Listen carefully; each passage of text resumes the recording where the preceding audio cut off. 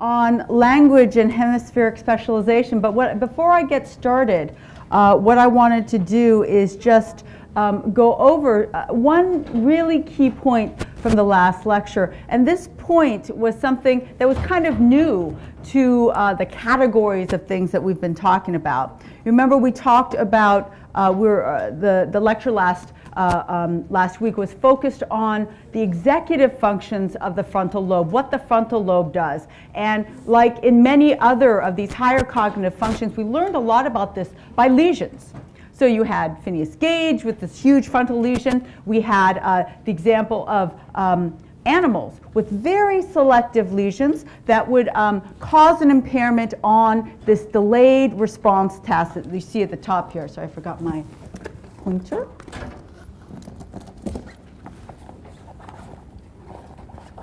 Okay. So the delayed response task is a very selective lesion. This slide, this part of the slide down here just shows you the small part of the frontal lobe. When just a small part was damaged on both sides, you get a severe impairment of the animal's ability to perform this task. And we went over possible ways, reasons why the animal would perform poorly. He can't see the things. He can't reach for the things. You can control for that. Yes, he can see. He can discriminate between things. He has perfectly good motor function. But he can't seem to remember and keep in mind the location of this favorite little morsel of food during this very short delay interval. And what we came to understand is that what this damage to this area is impairment in what we call working memory, memory for keeping things in mind. We talked about all the different situations in our everyday life that we use working memory. Now, one very important aspect that I mentioned but I want to emphasize is that the beauty of this task is that there's a lot of interference. For all the trials, the thing to be remembered is either the right side, left side, right side, left side. So in a sense, the animal has seen the right side and the left side baited an equal number of times. He can't say, okay, what was the most overall, which side is the most familiar or not. He really has to remember, okay, on this trial, I have to remember right side, right side, right side. That working memory component is very critical. Now, I also want to contrast this task to another task, key task that we've talked about before, the delayed non-matching to sample task. I told you this was a task that taps long-term memory. And one of the key differences between this delayed response task and this delayed non-matching to sample task is that there's not a lot of interference. Because each of these items used on the delayed non-matching to sample task are shown only once during the trial. So they only see this coffee kettle once, and they only see the fire engine once during the test, and on the next trial there's new objects.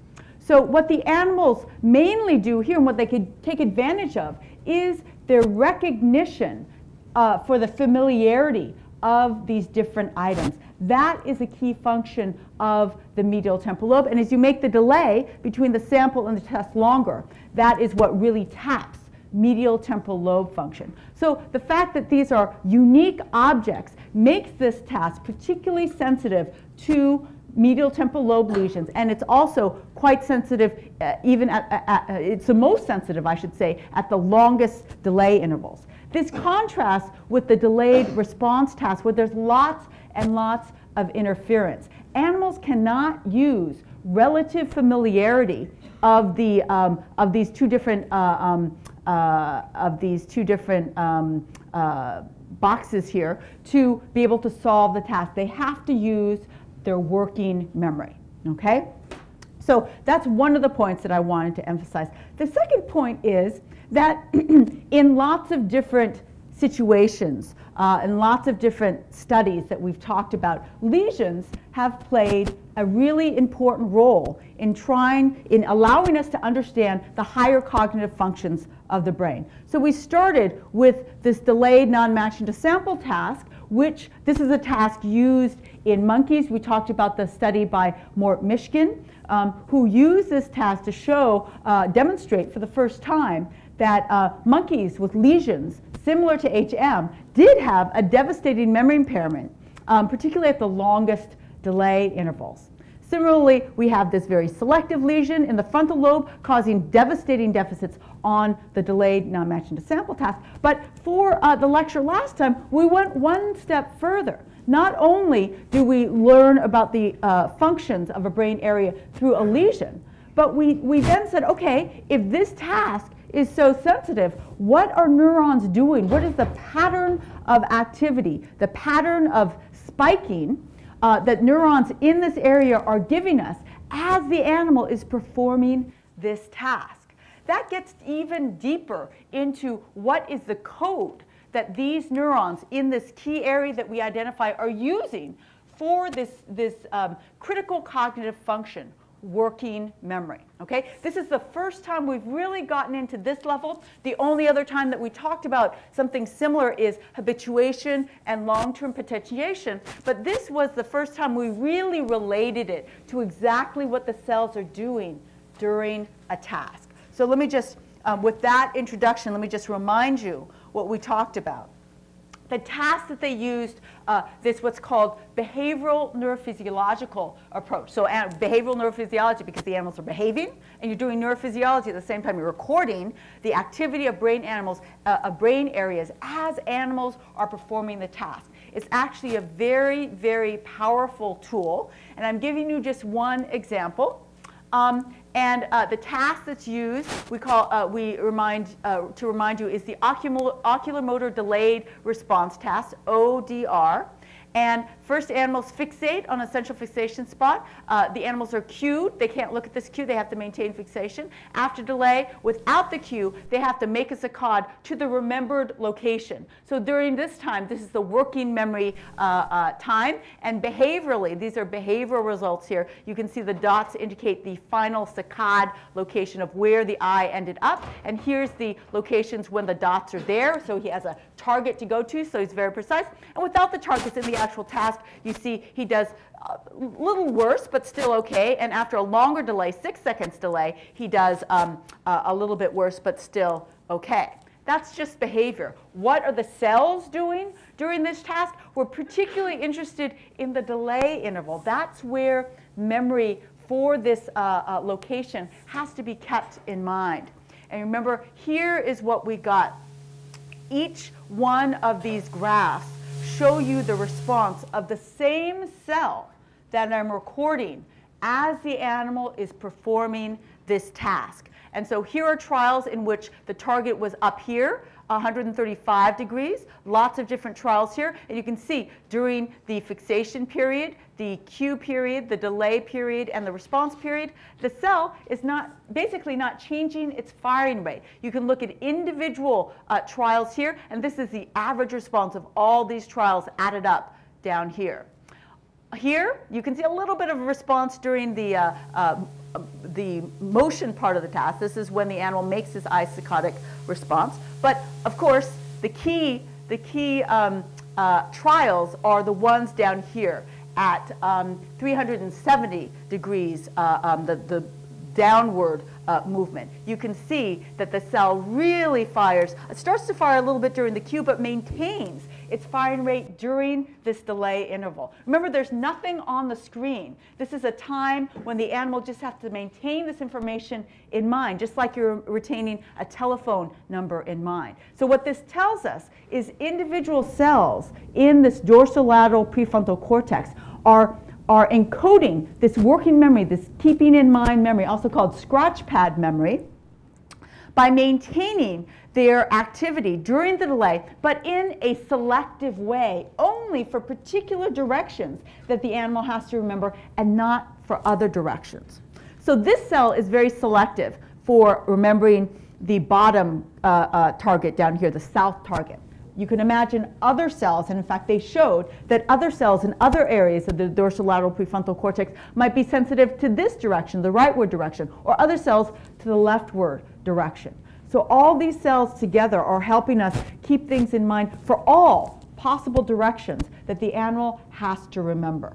Okay? And so what I also mentioned is that this individual cell, the activity of this individual cell in all these different directions looks like a tuning curve, but this is a memory tuning curve. A tuning curve for the memory of particular things. Okay? So this is yet another deeper question that we can ask about how these different areas are contributing to different cognitive functions. You can ask the same thing, we didn't talk about it, but how are cells responding? What if you record as animals are performing a delayed non-matching to sample task? We didn't talk about that. So for this task, where would you like to record in the brain? What would be a reasonable area to record in as an animal is performing a delayed non-matching to sample task? What do you think? What would be a reasonable area? During the delay interval? Not what time interval, but where in the brain would be a good area to record, given this approach. The medial temporal lobe, thank you. Perfect. So you record in the medial temporal lobe because that is the area which, when damaged, causes impairment on this task. That tells us that the medial temporal lobe is contributing to the performance of this task. And now I'm going to swoop in with this new approach, behavioral neurophysiology, record in a normal animal in its normal brain in the medial temporal lobe to ask not what happens when you damage it, but what are these cells doing in the normal situation as the animal has to remember these stimuli. Now we didn't go over this, but just to give you a flavor, this definitely has been done. And one of the patterns that you see is when a stimulus has been seen before. So this stimulus is a repeat of this stimulus. When you've seen it before, the response to that stimulus actually diminishes. So in the medial temporal lobe loves novelty. It loves to respond the first time you see something new. So my medial temporal lobe was going crazy the first day of class because I'd never seen you all before. You were very, very unfamiliar. Now my medial temporal lobe is shut down because I know you all, nothing's happening there. But something new happens in class. Something new happens in my experience. My medial temporal lobe really picks that up, and the first time things are presented, it seems to respond more. Okay? Now I'm not going to ask you about that, but that just gives you a flavor for how we use this kind of tool. Any questions about prefrontal cortex, differences between delayed response and delayed non-matching to sample? This is a very, very important distinction, and this is definitely going to be on the test. So any questions about that? Okay, great. So let's start with the topic of our lecture today, which is language. So language is one of the things that makes us unique in the animal world. Animals can communicate with each other. Whales have whale calls, birds have bird song. But the attachment of meaning to these signals is quite unique in humans, and I just show you some examples of authors that were able to use language in a particularly meaningful and deep way. So it's not just an area, a tool for communication, but it can be used as an art form as well. So I want to start a little bit with development. So we only have one lecture on language, so there's so much to understand. But we need to start with the beginning. What are the basic elements of language? I want you to learn these terms. Phonemes are basic speech sounds. Just all the basic sounds, and different languages have different phonemes in their vocabulary. So Basque language, which is very, very unusual, and those words tend to start with X and Y's, much more than you would think possible, has a very different phenome than English. Morphemes are simple units of meaning. Semantics, as you probably all know, is meanings of words or sentences.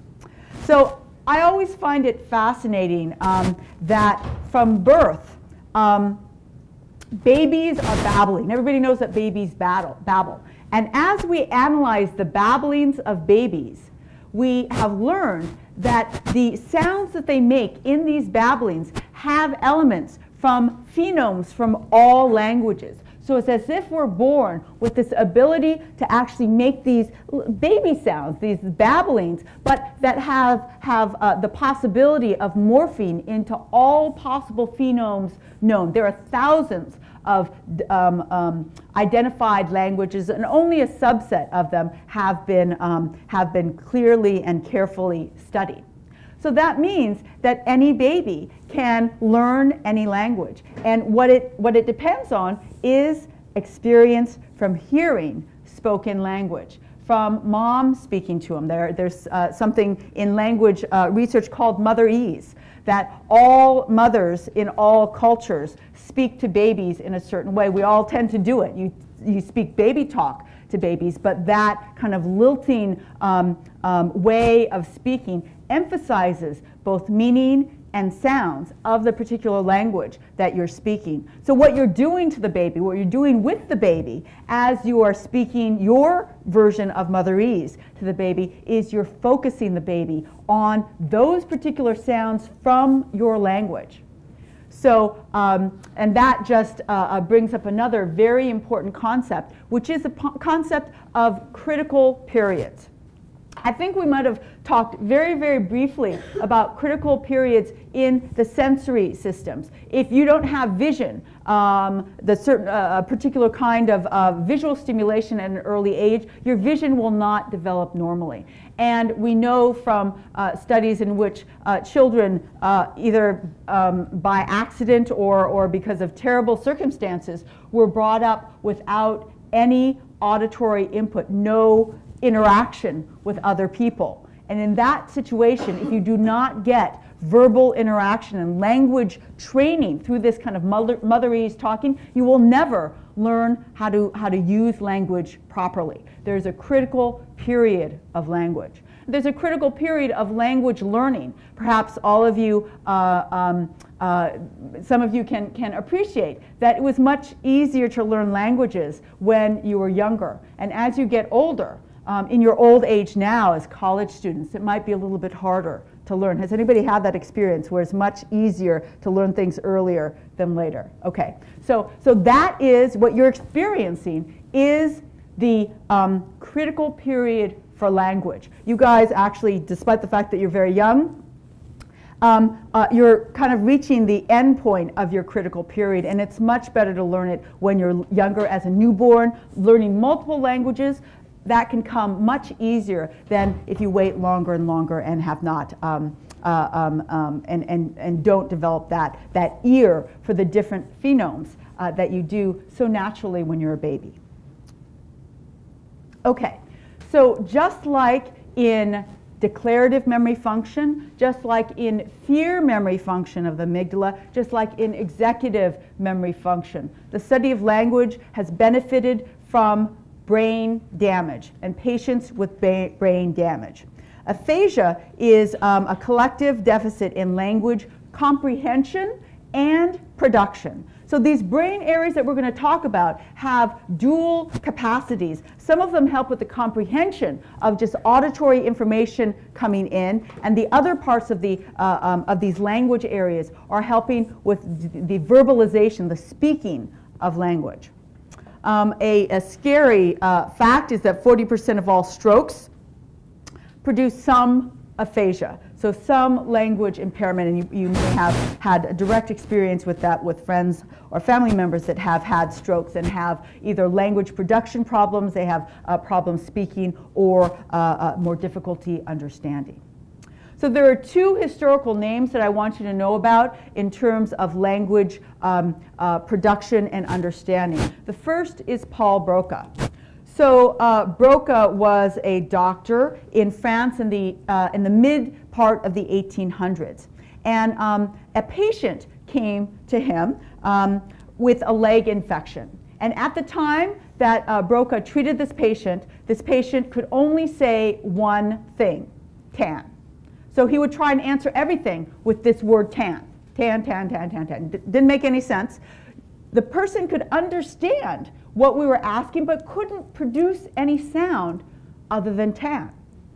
Now, unfortunately, the patient, right after he came to Dr. Broca with a leg infection, happened to die just a few days later, and Broca got access to his brain, and what he found was a very, very specific brain lesion in the left inferior frontal gyrus. This is one very important point that, that you should know, that language is lateralized on the brain, in the brain. There's only one side of your brain where these key language areas are, and this first came to light because of this patient had a lesion in the left inferior frontal gyrus and had word production striking impairments.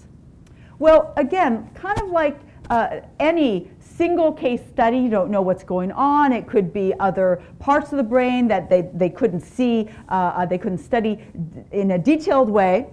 But the very next patient that Broca studied after this patient Tan was another patient. He was an elderly patient. He was about 83 years old.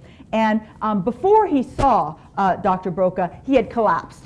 And when he came out of this fit, he only had 4 words that he could say. These patients were in France. So there was only 4 words in his vocabulary. There were oui, no, toujours, and trois. Oui and no are yes and no. Toujours is always, and trois is 3. So after being a normal patient, he had this fit. He could only say 4 words. He had some sort of another medical condition, came to Broca, and soon after again died again.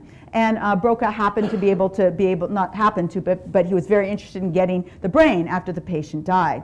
And it turns out that the second patient also had a quite selective lesion in the left inferior frontal gyrus. Again, very limited vocabulary, could only utter 4 different words, tried to answer all questions with those words. Here's a picture in France at the Sorbonne Institute of patient Tan's brain. It has been preserved. Obviously, it has not been dissected at all. It's still whole, and you can see the location. This is the left hemisphere. Here's the frontal lobe. Here is the occipital lobe. Here is the lateral sulcus, and just dorsal to the lateral sulcus, relatively anteriorly, is the left inferior frontal gyrus, where Tan's lesion was. Here is a dry picture of the same brain, much higher quality here, so you can see the nature of this lesion. So from these 2 striking patients, Broca identified an area that seemed to be important for spoken word, for word and language production, and he named it, of course, Broca's area. It was his area. Then, a few years later, still in the 1800s, another neurologist, a German neurologist by the name of Karl Wernicke, described a brain area in the same way. A patient came to him. He had problems with language, and the patient died, and Wernicke was able to identify the brain area and described a brain area posterior, but kind of nearby to the area identified by Broca, as critical for language comprehension. So this patient that Wernicke studied with a more posterior lesion, he could speak just fine, but what he spoke was gibberish. So he could string words together. The words were mainly real words. Sometimes they were made-up words, but they made no sense. And so this seemed to be a separate area for language comprehension.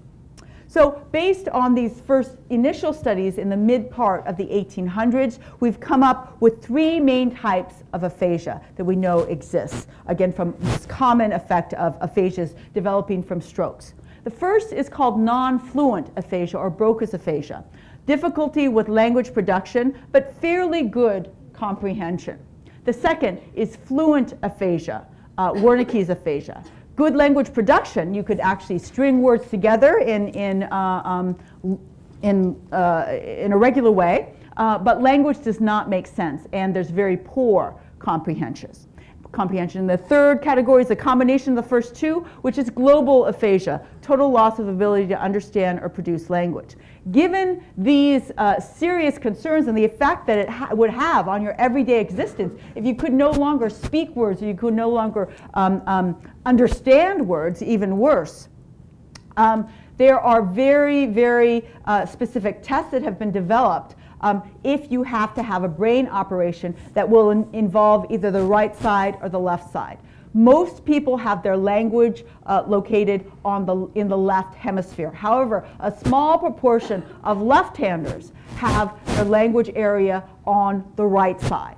You want to know which side of the brain is critical for language before you go in there, because you do not want to be messing with these language areas. And the test for this, which is described very nicely in your book, is called the WADA test. It was developed quite a long time ago, which is a very, very simple, quite crude test they used starting, I think, in the 50s or 60s, where they simply inject an anesthetic into the carotid artery of one side. You have a left and a right carotid artery. Anesthetics that go into the right carotid artery will anesthetize basically your right hemisphere temporarily for a minute, okay? And conversely, anesthetic in your left hemisphere will anesthetize the left, in your left carotid artery will anesthetize the left hemisphere for a few minutes. So you can put this anesthetic in and look at the effect on language production. So what typically happens is you're asking the patient questions, count backwards from 10, tell me your name, tell me where you grew up.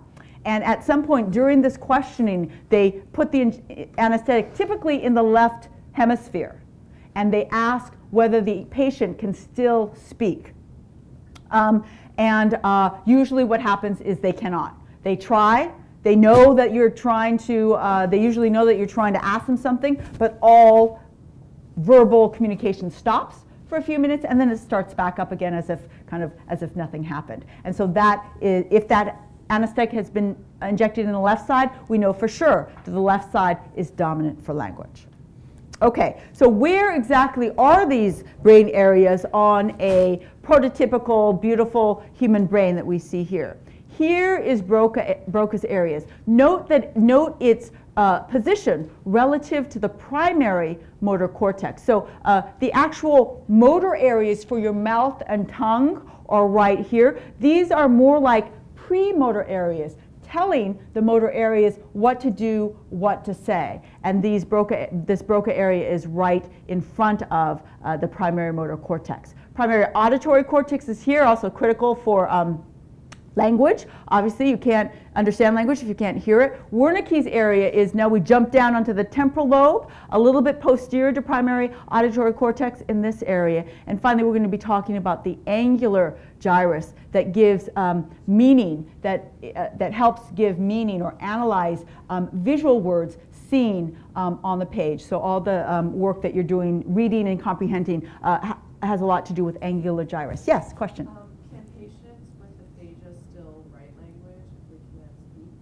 That all depends on the lesion. Sometimes they can write. So these aphasias really only affect spoken and comprehension of language. So of course, if you can't comprehend language, you really can't write anymore. But yes, if you have a more pure impairment of Broca's area, you can still write, because all of that machinery should be completely conserved in you, your understanding and your writing areas in the motor cortex. Any other questions? Okay, good. So, let me just show you PET images of, here is a non-fluent Broca's aphasia. So here we're looking at slices like this, where this is anterior and this is posterior. This is kind of a horizontal-like slice, but they've taken it at slightly an angled position here. So you can see the darker area in this anterior inferior gyrus. Inferior frontal gyrus, I should say, is causing a non-fluent Broca's aphasia. And here are more schematic diagrams using the same format of these are where the slices, semi-horizontal slices, are taken. And you see the non-fluent Broca's aphasia. This is anterior, this is posterior in my horizontal slice. And the Broca's aphasia are more anterior. The Wernicke's aphasia tends to be more posterior. The global aphasia is huge.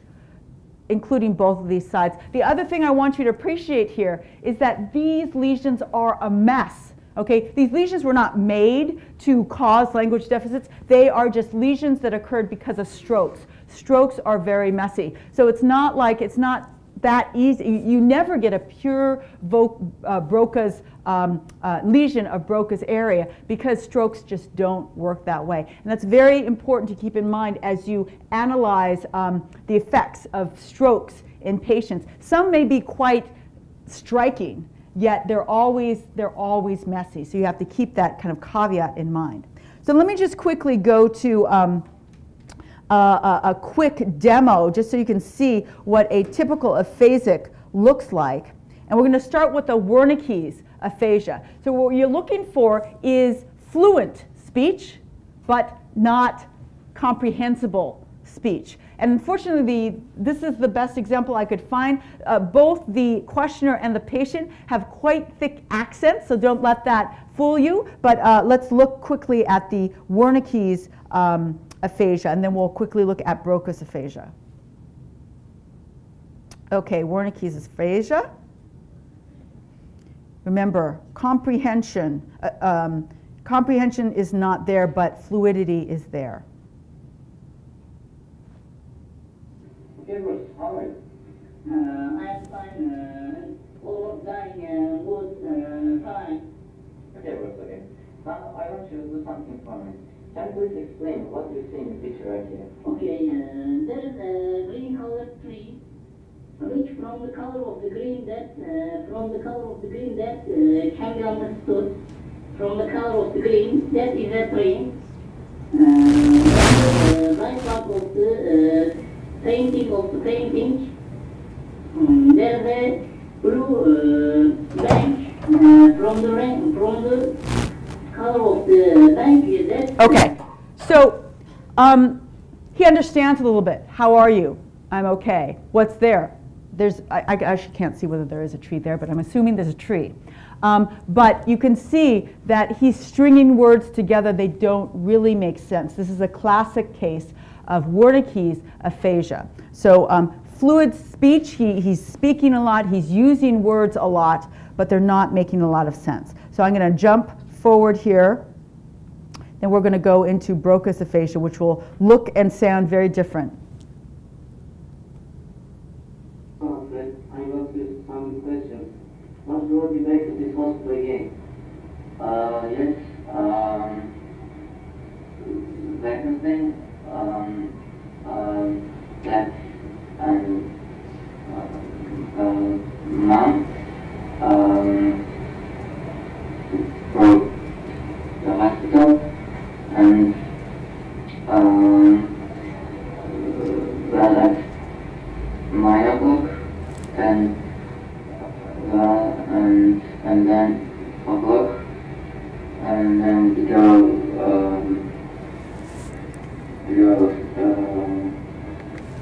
Okay, hopefully you could appreciate that he has some words, but there are very fewer words, and he has a much harder time getting them out. So one would have to do a deeper analysis of who has better comprehension, this Broca's aphasic or the Wernicke's aphasic. But in general, the Wernicke's aphasic has much worse language comprehension. And sometimes it's hard to tell from these things, just from these videos. But the Broca's aphasic, while he can't get the word out and you can't tell that he understands, there are other tests, for example, written tests that you can do to show that he has better comprehension in general than the Wernicke's aphasic. Okay, so let's go back to, okay. So I want to go over one model. So now we have these two different areas. Broca's area, so you can only, you can either say tan or 4 words if you have this damage to this area, or Wernicke's aphasia, a problem with comprehension, but you babble just fine. The model that I want to go over is a model initiated by Wernicke himself and expanded by Geschwind, and it's the Wernicke-Geschwind model of aphasia. This is also in your book. So, So Wernicke proposed a very simple model, a connectionist model. So the comprehension area is simply connected to the speech area. So language is comprehended in Wernicke's area. Then there is a big fiber bundle, we know from the anatomical analysis of these areas, from Wernicke's areas to Broca's area. It's called the arcuate fasciculus. This is in your book, and you are responsible for this. And through that connection, the meaning gets translated to Broca's area, where motor preparation for the ability to repeat this information or speak about it is prepared, and then Broca's area has very strong connections to the primary motor areas involved in speech, the tongue and the mouth and all those areas.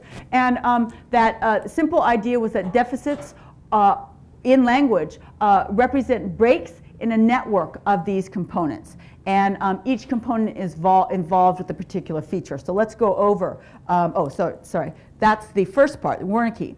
Geschwin refers to, was focused on the idea of a disconnection theory.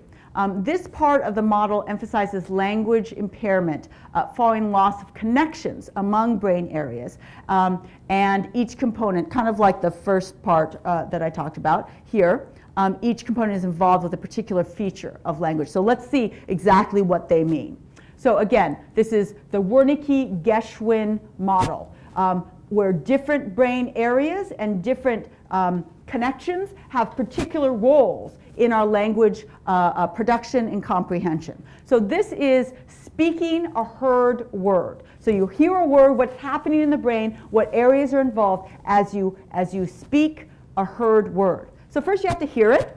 This is not surprising. You will be able to tell us, for example, exactly how auditory information reaches primary auditory cortex, okay? But we're going to bypass all of that for now. We're going to assume that you know the pathway, and that primary auditory cortex is where this information is processed. Primary auditory cortex now projects to Wernicke's area, where meaning is connected to just the sound of the word. Okay, so Wernicke is putting meaning, allowing meaning to connect to the sound of particular words that come in. And then through this connection, number 3, the arcuate fasciculus, we bring the meaning of words to this preparatory area, Broca's area, this motor preparatory area, that then translates these words, the meaning of these words, into spoken language through connections to primary motor cortex. And in terms of the Geschwin model and the importance of connections among brain regions, we know that if you damage just the arcuate fasciculus, not even Wernicke's area and primary auditory cortex, which can happen rarely, what you see is patients that can't say words, patients that can't repeat spoken words, okay? So they can't repeat words that are spoken if you have an arcuate fasciculus lesion. Let's move to speaking a written word. So here you have visual input. So again, you should be familiar with all the pathways from the retina all the way to this area right here, which is primary visual cortex. Visual cortex, a written word, is processed by primary visual cortex and then projected to the angular gyrus. Angular gyrus is critical for translating visual words into their meaning. And that visual translation is then further processed in Wernicke's area, and then to the same pattern. Wernicke's area to Broca's area to speak it, and then finally to primary motor cortex to actually engage those motor muscles that are important for speaking the word. So what happens if you have angular gyrus lesions? Angular gyrus lesions prevent you from saying and repeated a visually seen word. So I could flash the word brain on the screen, and if you had an angular gyrus lesion, you would not be able to repeat that word. But if I said the word brain to you and asked you to repeat it, you would be able to repeat it. Why? Because all the pathways here are completely intact, whereas the angular gyrus is critical for that translation between visual word, the visual form, and spoken language. So this is a common model. You'll read about it in textbooks, you'll read about it in this textbook. But the problem is, in models like this, like many models like this, it's simply too simple. And the problem is that these areas are not nearly as specific for the things that Broca and Wernicke initially identified them for. For example, there are comprehension deficits in Broca's area. They may not be as severe or the same kind as the comprehension deficits in Wernicke's area, but they're still there. So it's not a pure motor area, it's motor combined with meaning. Similarly, Wernicke's area is not just comprehension, but it plays a role in certain kinds of motor output as well. So because this connectionist model was kind of defined by very unique functions of these brain areas, it's simply not a great example. Now, we don't have time to go into why it's not, but just have an appreciation that these models are a first stage in trying to understand, and we get more and more data in and try and understand why, how we must modify these models. Okay. So there are problems, they're not nearly as cleanly dissociated. That's what I just said. Okay, so now what I want to do in the last few minutes is talk about yet another kind of tool to understand higher cognitive functions. We've talked about lesions. We've talked about physiology. We've talked about just behavior in terms of specific tasks that might get at particular brain functions. So a lot of these are based on impairment of functions and learning about the brain based on impairment. What if there were people that had a super function, a super memory function, a super emotion or facial recognition, emotional facial recognition function, or a super language function? And it turns out there are cases of both. I don't have time to tell you about the super memory people, but some of us did anybody see the 60 Minutes show on people with super memories? And Mary Lou Henner, the actress from Taxi, who you may not remember at all, but she's an actress, has this amazing memory ability. Did anybody see that? Anyway, one example that I won't go into, but I'll just tell you for interest, you can Google it on YouTube, is that they've now discovered a subset of people that remember amazing amounts of things. And we never discovered them because they didn't think it was abnormal. But they can go back and I could ask you, okay, December 23rd, 2007, what did you watch on TV that night? They'd be able to tell you what exactly they watched, and they'd be able to tell you whether there was a substitution, whether something was a rerun or not. And they have this amazing super memory. Well, it turns out that there's a syndrome that provides, that results in super language and musical abilities. It's called Williams syndrome. And in the film that I'm going to tell you about, one of the foremost world's expert on Williams syndrome is a woman named Ursula Bellucci, who works at the Salk Institute in San Diego. That's where I did my PhD. And I'll never forget, one day I was walking up the walk to the Salk Institute to go to work one day. I was a graduate student there. And there was a little girl and her father walking in front of me. And she looked very much like this, kind of pixie-faced, which is very characteristics of Williams syndrome. And I walked past her, and she was very little. She looked like she was about 5 years old. And I walked past her, and I just walked past her. I wasn't going to interact or anything, as I was headed to work. And she said, "Hi, how are you?" And I said, "I'm fine." She said, "Do you work here?" And I said, "Yes, I do." She said, "What do you do?" And I said, I'm a graduate student. She said, oh, that's so interesting. I go and I visit, I work in a lab that studies language, and we're going there today. And she told me all about her day in a very, very charming way, and in a way that somebody, very,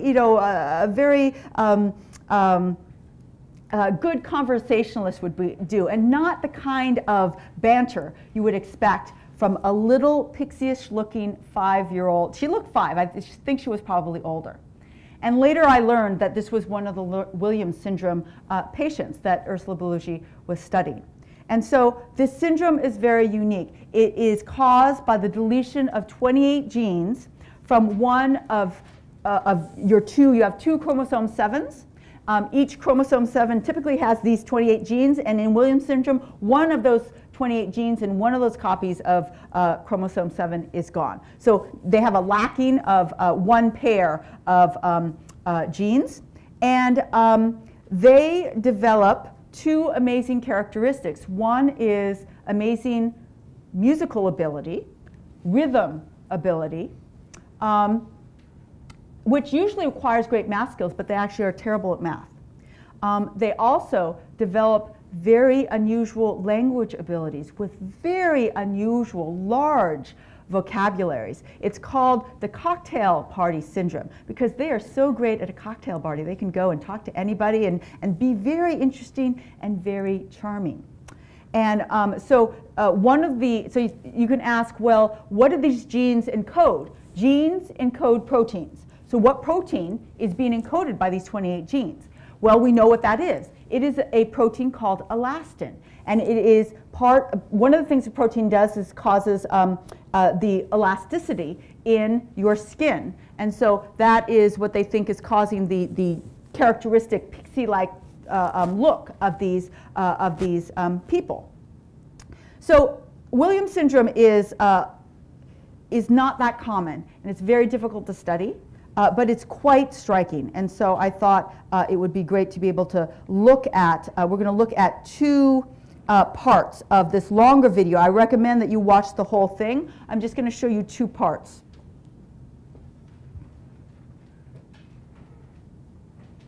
This is Oliver Sacks. You might remember him. He wrote The Man Who Mistook His Wife for a Hat. He's a famous neurologist that works at Columbia, and he's going to introduce this. I'm going to show you a little clip about all the Williams kids interacting with music. And then we're going to go to a part where they talk about language.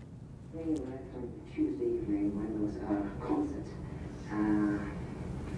And just as soon as it began, everyone there responded to the music.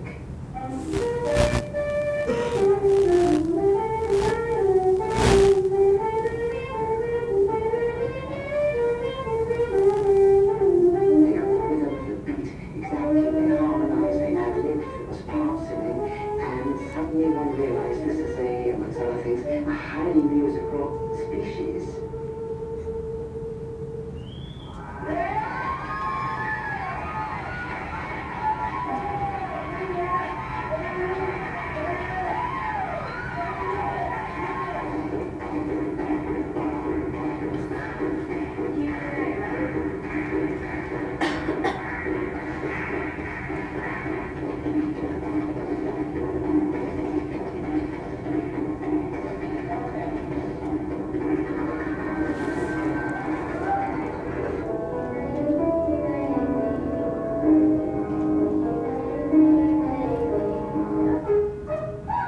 Okay, so that gives you an idea of the musical capacity of people with Williams syndrome. And I'm just going to move to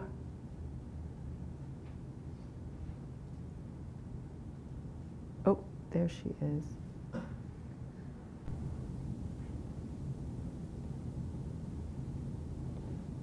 Okay, so this is Ursula Balugi. She's the one that works at Salk, who's an expert on Williams syndrome.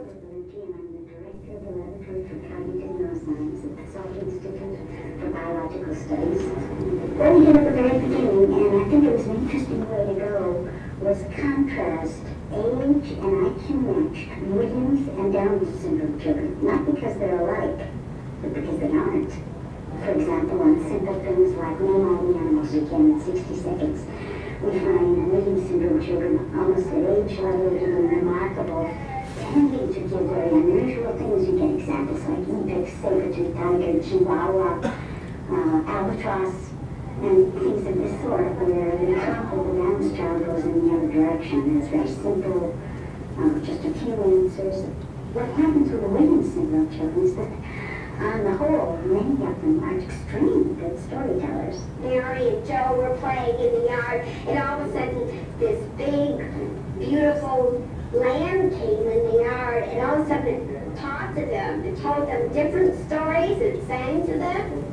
And they didn't know where it came from. It just came out of clear blue sky one day. It just landed right there in their yard.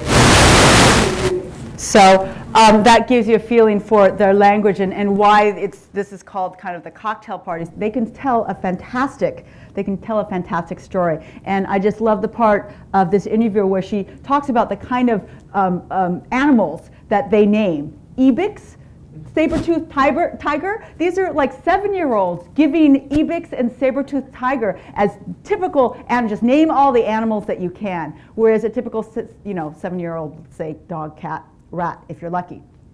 So very interesting syndrome. So what does this tell us?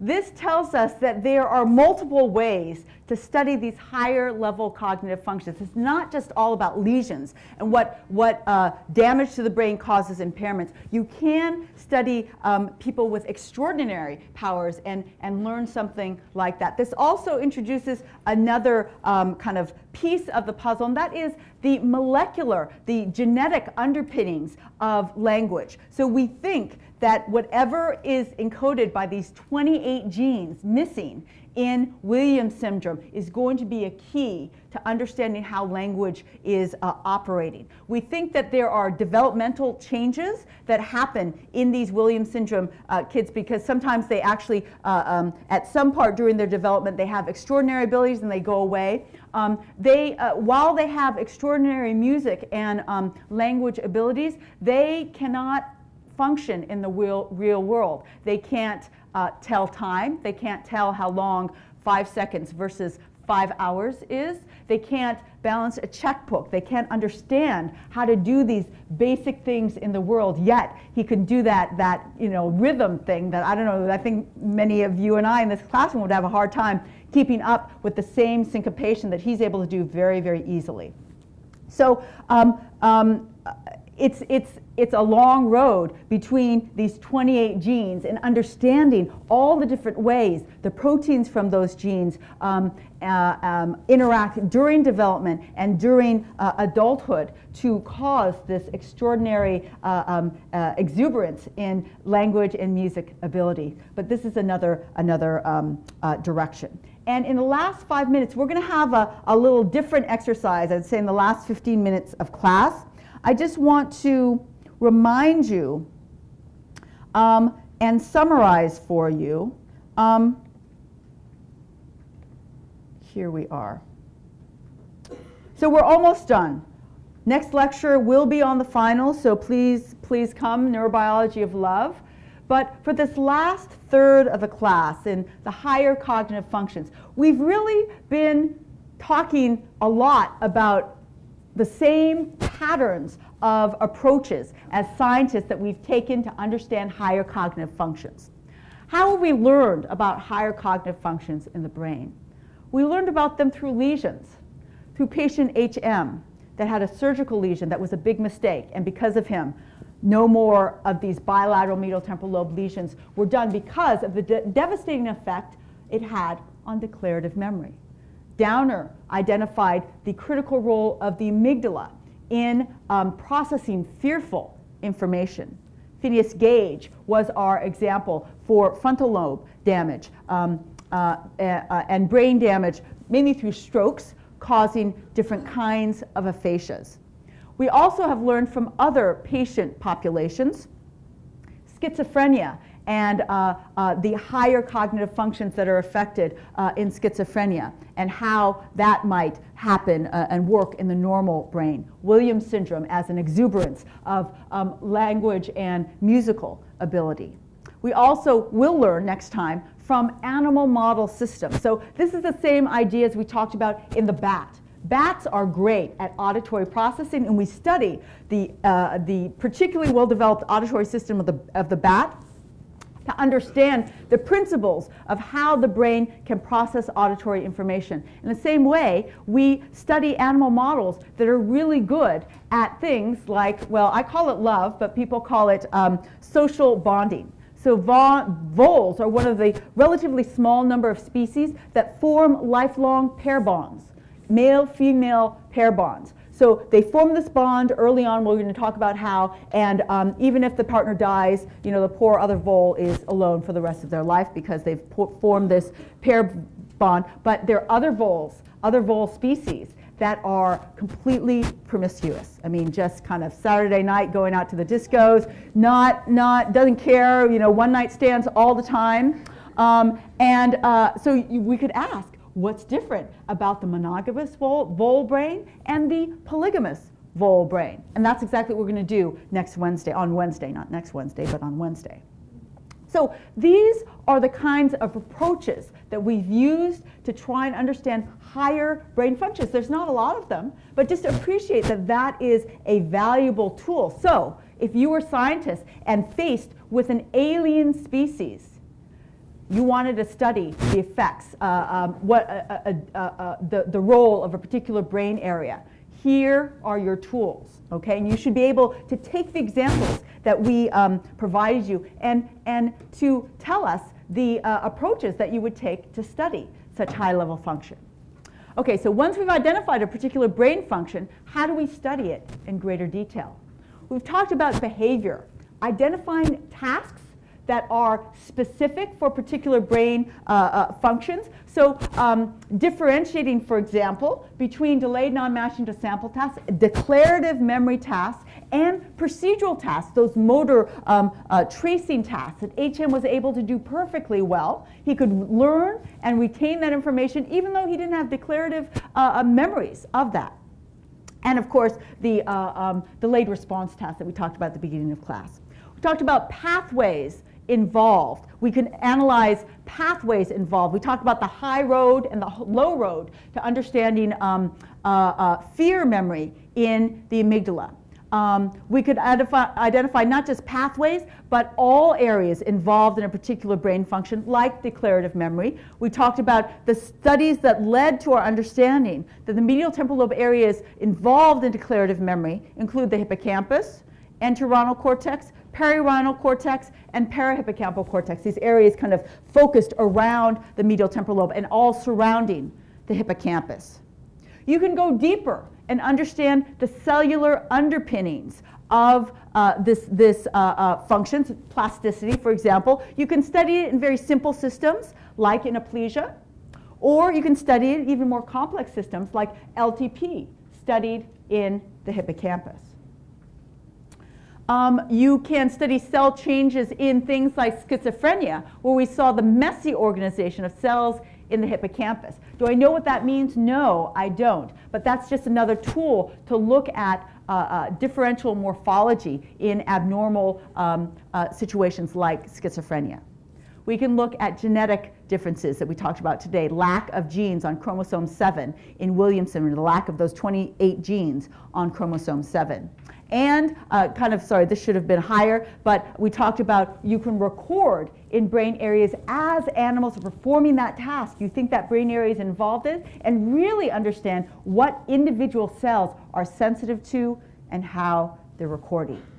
So here I've just given you a bag full of tricks to understand higher cognitive functions in the brain. And it's variations of these tricks that we're still using today to understand.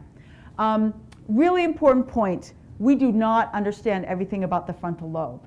Phineas Gage was not the end all and be all. There's still so much to understand about these areas. Same with the medial temporal lobe and declarative memory. But hopefully you'll get an appreciation, or you have an appreciation of the tools and how perhaps even more refined behavioral tasks or refined cellular understandings of this will take us to a deeper level, and that's exactly what neuroscientists are doing today. And so what I want to do in the last 15 minutes, what I should say, what we want to do in the next 15 minutes is we're going to have the TAs come down, and we're going to do a little review exercise for you in the form of 20 questions. So we've talked about lots of different syndromes and what different brain lesions can do. But what we want to do is give you an exercise where you actually have to figure out what exactly is wrong with the TAs. Okay, so they are going to be playing different roles, and you guys have 20 questions to figure out what their syndrome is. Who would like to, who wants to go first? Yeah, go first. Okay, so Eric is going to go first. He has given me in a secret ballot the identity of his character that he's going to play today. And what I want to ask you to do is give 20 questions. Now, you're not allowed to say, you're not allowed, well, I'll tell you what you're allowed to do and not when you ask the question.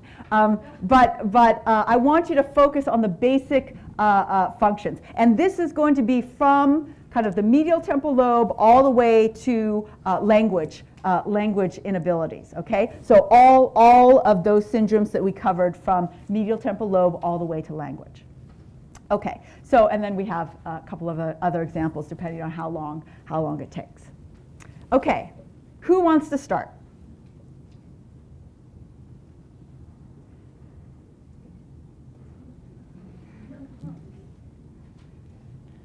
Yes. Do you remember what you had for breakfast this morning? Breakfast this morning. Maybe have banana or had some oatmeal, or maybe it was a waffle. No, maybe it was pancakes.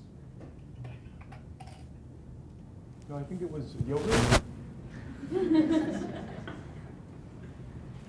Question 2. Where did you grow up?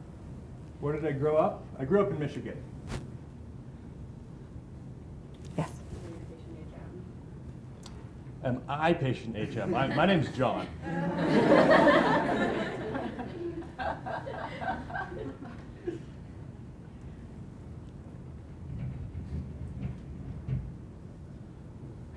Yes. What was the first question we asked you? First question, who asked me?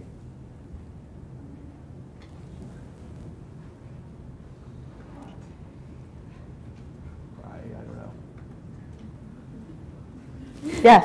Do you have interrogate amnesia? Do I? My memory is fine.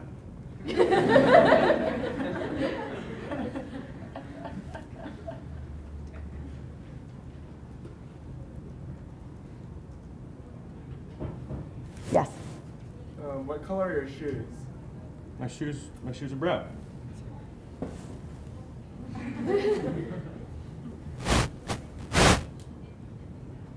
Yes. What did you do last year for your birthday?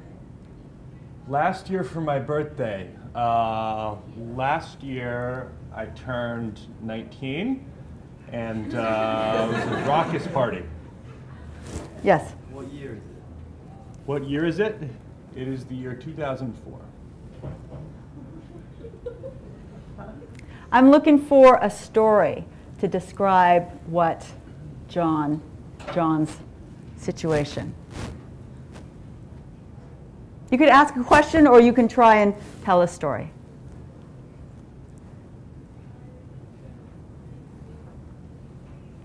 Okay. John has a lesion in his hippocampus.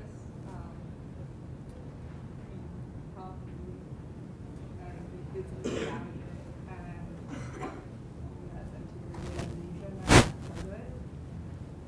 Okay. What else does he have?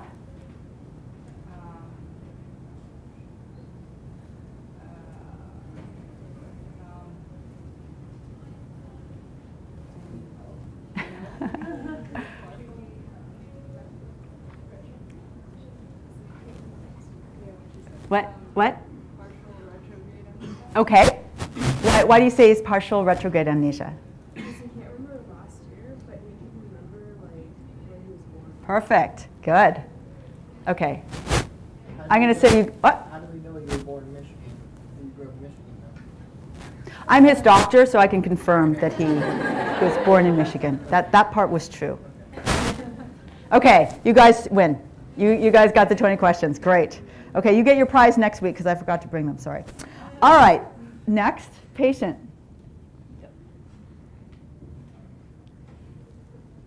You could ask, so I am their physician. You could ask, what? Okay, oh, right. You could ask me the results of tests, if you like.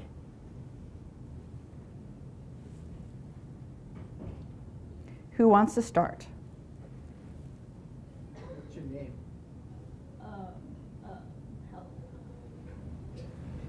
Was there a question back there? You occasionally hear voices.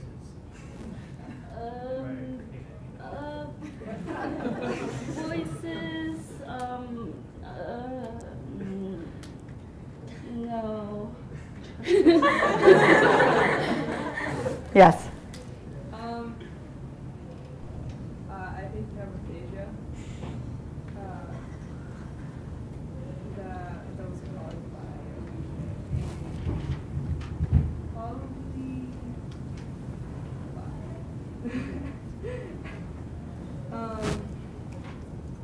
because you can't understand what we're asking, you just can't communicate well, so you probably have Broca's aphasia. Ding, ding, ding, ding, ding. Very good. Okay, 2 prizes. Very good. Thank you. Okay. This is going to be really hard. This next one's going to be really hard. What's that supposed to mean? We have 5 whole minutes to fill. Okay. Who would like to question our patient?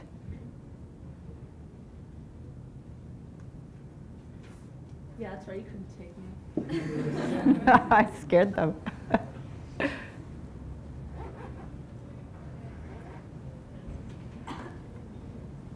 What's your mother's name? Mary. Why? You have something to say about my mother? Up there. What do you want? You recently acquired a railroad spike in your frontal cortex. Look at this face. What are you talking about? Beautiful. When is the rat lab due? Why are you worried about something like that right now? Because it's relevant. I don't even know what I'm supposed to be doing right now. So the question was, when is the rat lab due? And she was a little belligerent. Next question. Yes. Okay. Have you given your patient the Wisconsin card sorting test?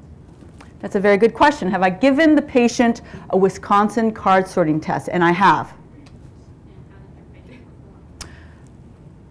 Poorly. I don't want to say it too loud.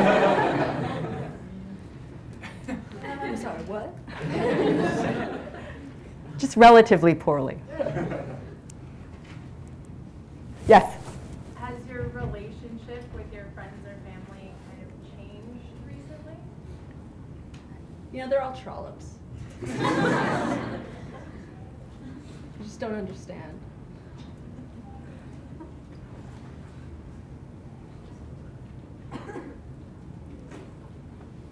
Okay.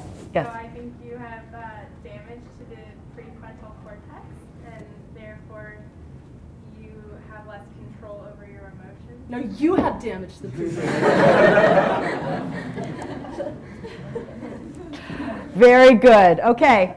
So that is a 3D demo of these kinds of different syndromes. Of course, they could happen in multiple ways. You could have medial temporal lobe and frontal damage. Unfortunately, some people do. But just trying to use all the knowledge that you gained to understand the higher cognitive functions that we tend to take advantage or take for granted all the time. So, okay, I am around until 12:30. If you have any questions, please come see me. Next Wednesday is the last lecture. It's my favorite lecture of the whole year, so please don't miss it. The Neurobiology of Love. You'll learn all about sexy voles.